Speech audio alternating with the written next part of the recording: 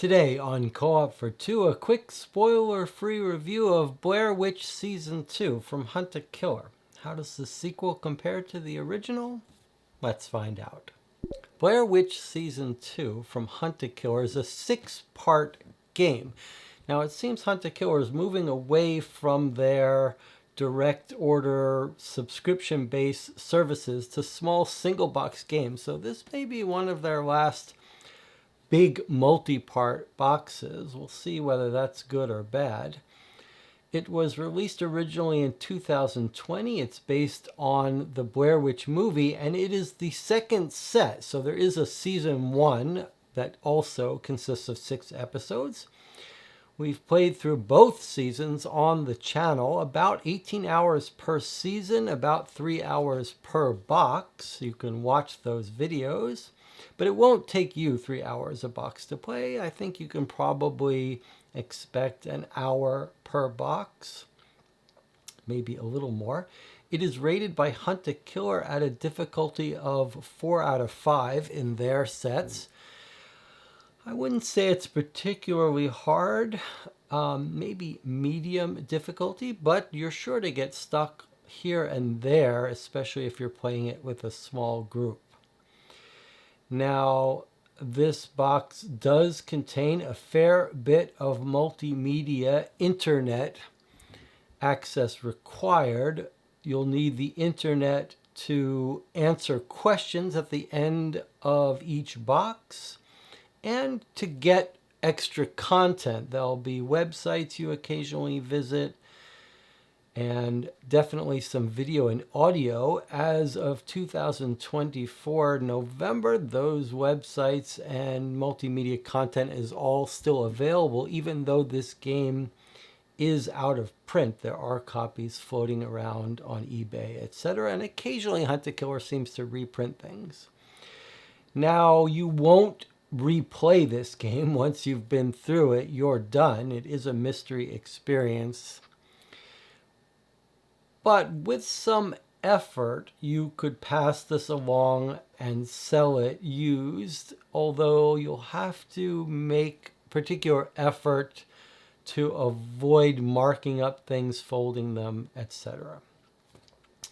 Now, I bought this set myself for about $70, $80 at a deep discount on Amazon. I don't believe it's currently available there anymore, and you can find the price for these large Hunt a Killer boxes going anywhere from $200, which is what it originally sold for, all the way down to $80 or so.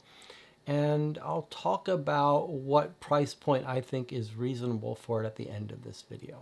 Okay, so I said this is a spoiler-free review, but I do think it pays to look in the first box to give you some idea of what you're getting for your money here.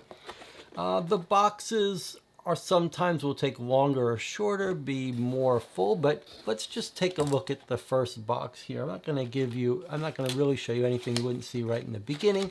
There's a little box of things in here. I'm not going to show you what that is because that's kind of a fun surprise. You've got a photograph, a little welcome letter, another little letter here. So in the first box, not that much, but this is a good example of the kinds of things you're getting from Hunt a Killer.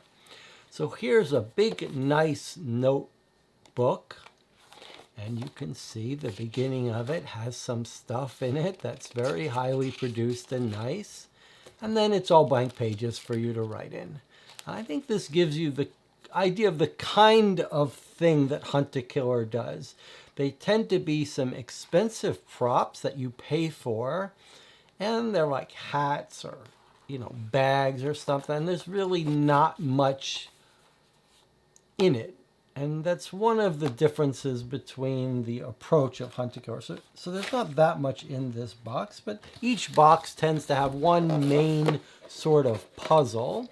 But don't forget there's also internet component and little videos and acting and audio and lots of different things. But if you prefer the deluxe experience of getting things to look at and play with and hold, then sometimes Hunt a Killer is more appealing. If you're really into hardcore, dense documents, then Hunt a Killer tends to not be where they put their focus.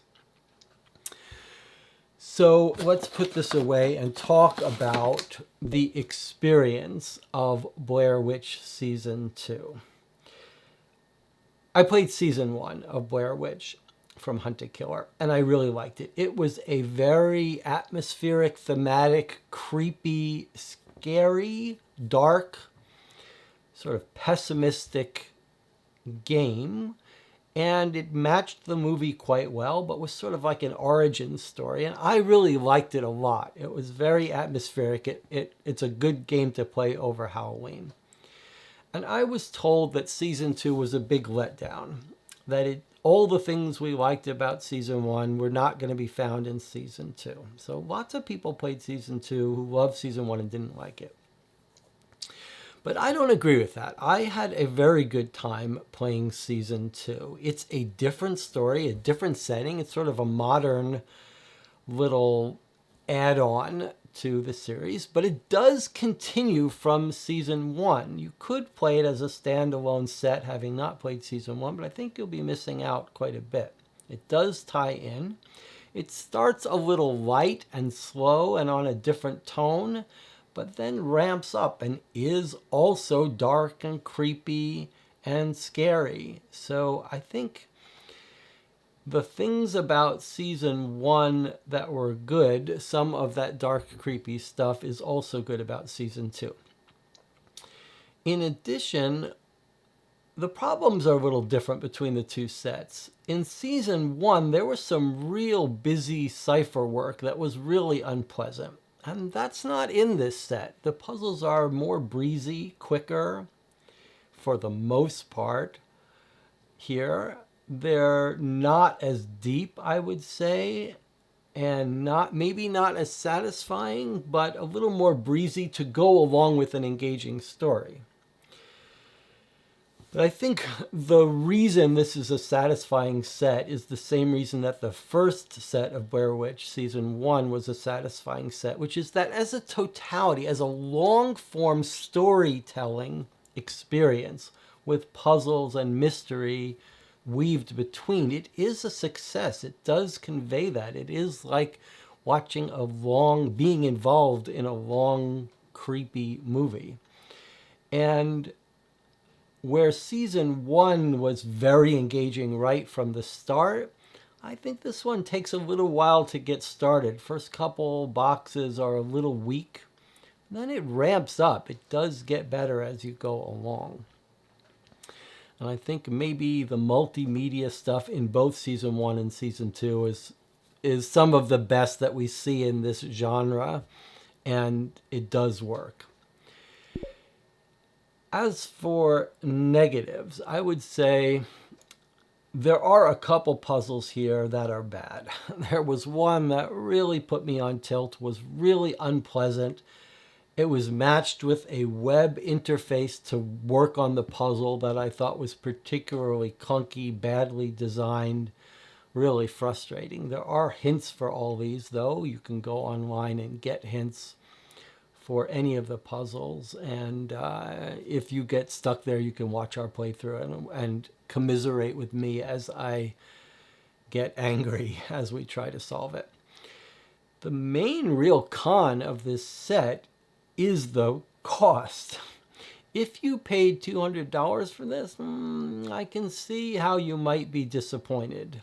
If you're getting 6 hours of play for $200, that's a little rough. And I would say maybe the story is not quite as good as the Season 1 story. Season 1 really felt like an origin story of this historical Blair Witch world. And this doesn't have the tie-in to the lore, although it is an interesting story, I think. And I do think the puzzles are a little shallower, a little less interesting, make less use of the documents as sort of deep material to think about. So a little bit of a missed opportunity. But as a totality, I think it does work and give you, there aren't that many long form narrative puzzle story games, especially in the horror genre. There's lots of little one-off boxes.